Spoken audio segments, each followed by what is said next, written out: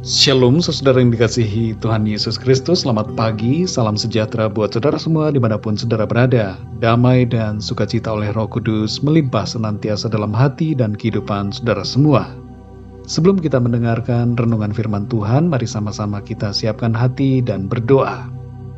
Bapa kami yang di surga, Bapa di dalam nama Tuhan Yesus Kristus, kami mengucap syukur kepadamu karena kemurahan Tuhan yang Tuhan selalu limpahkan dalam kehidupan kami. Kami dapat beristirahat dengan baik di sepanjang malam, dan kembali pagi ini kami bangun dengan kekuatan, kesehatan, dan berkat Tuhan. Ini semua karena anugerah-Mu ya Tuhan. Terima kasih ya Bapa.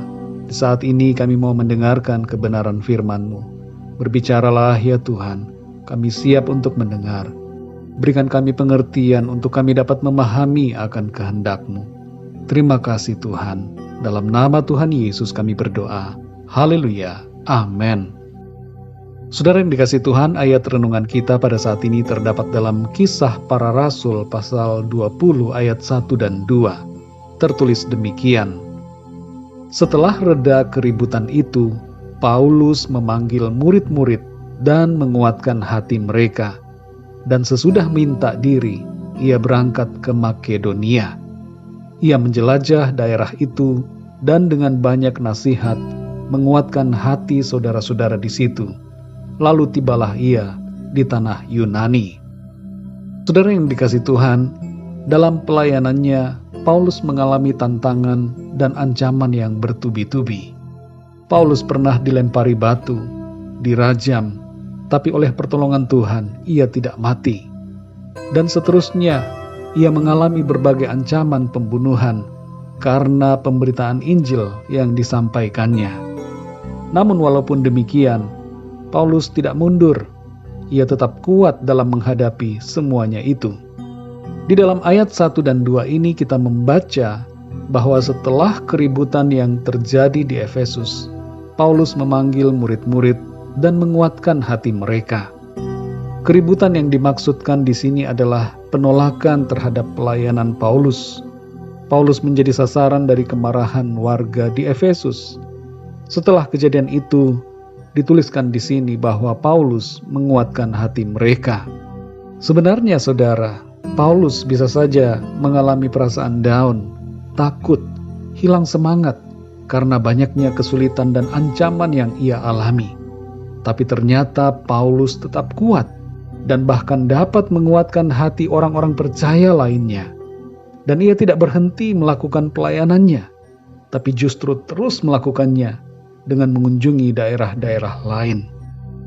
Saudara yang dikasihi Tuhan, salah satu yang mendasari kekuatan dan keteguhan hati Paulus dapat kita baca dalam Kisah Para Rasul 18 ayat yang ke-9.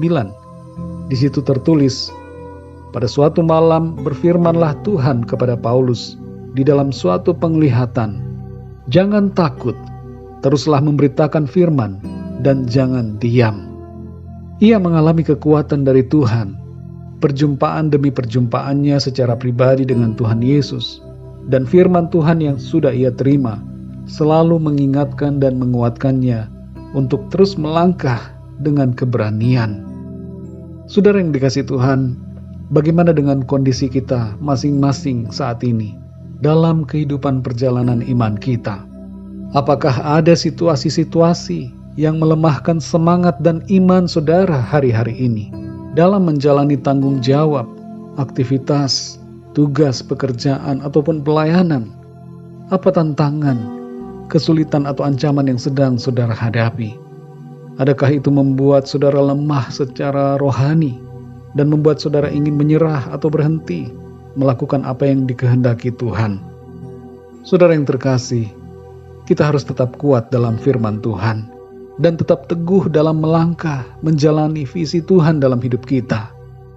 Dengan dasar firman Tuhan, kita menjadi kuat dan teguh, dan dengan itu kita juga menguatkan hati orang-orang lain di sekitar kita. Kadangkala saudara, kita secara pribadi membutuhkan kekuatan juga dari orang-orang lain.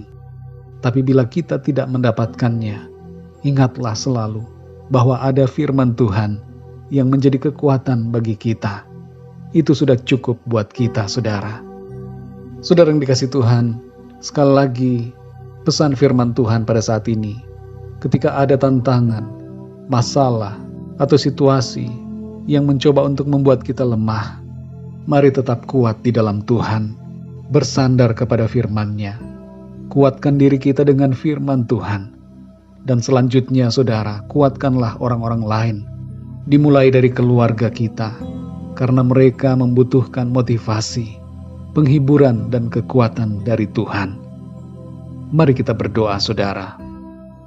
Bapa kami yang di sorga, Bapa di dalam nama Tuhan Yesus Kristus, kami mengucap syukur untuk firman-Mu yang sudah kami dengar pada saat ini, yang mengajar kami untuk tetap kuat, berdiri teguh di atas firman-Mu, melangkah dalam iman, kesetiaan kepada Tuhan, mengerjakan apa yang menjadi visi panggilan Tuhan dalam kehidupan kami. Dan dengan dasar kekuatan firman-Mu itu, kami juga menjadi pribadi yang menguatkan orang-orang lain di sekitar kami, dalam kelemahan mereka, dalam situasi, kondisi yang mereka alami, yang mencoba untuk membuat mereka putus asa, menyerah atau mundur. Tolong kami Tuhan, supaya kehidupan kami senantiasa boleh menjadi berkat bagi orang-orang di sekitar kami, dimulai dari keluarga kami masing-masing. Terima kasih ya Tuhan, kami bersyukur untuk kekuatan dari firman-Mu. Engkau ya Tuhan yang selalu menjadi kekuatan dan penghiburan bagi kami. Pimpin kami selalu Roh Kudus, supaya kami terus berjalan dalam kehendak Tuhan. Di sepanjang hari ini, kami mohon pimpinan-Mu ya Tuhan, supaya dalam segala aktivitas kami, semua yang kami kerjakan, menyenangkan hati Tuhan, dan Tuhan memberkati kami dalam segala tugas dan karya kami. Kami berdoa saat ini untuk setiap dari kami yang sedang mengalami sakit penyakit, agar Tuhan menjamah dan menyembuhkan di dalam nama Tuhan Yesus. Kesembuhan terjadi, yang lemah Tuhan kuatkan kembali, yang putus asa Tuhan berikan semangat baru, yang terikat dan terbelenggu dosa dan kuasa kegelapan, Tuhan lepaskan dan berikan pembaharuan. Dan bagi yang sedang mengalami masalah persoalan, biarlah Tuhan memberikan jalan keluar dan pertolongan-Mu yang ajaib atas mereka. Terima kasih Tuhan, kami percaya, kami terima jawaban doa dan penyertaan Tuhan yang sempurna dalam hidup kami. Terpujilah nama-Mu ya Bapa. Dalam nama Tuhan Yesus Kristus, Tuhan dan Juru Selamat kami berdoa dan mengucap syukur. Haleluya, amin. Puji Tuhan, saudara yang dikasih Tuhan, saya percaya firman Tuhan menjadi berkat dan kekuatan buat saudara semua. Dan Roh Kudus akan menolong saudara untuk lebih lagi memahami kebenaran firman Tuhan. Tuhan Yesus memberkati saudara semua. Sampai jumpa dalam renungan yang berikutnya. Haleluya.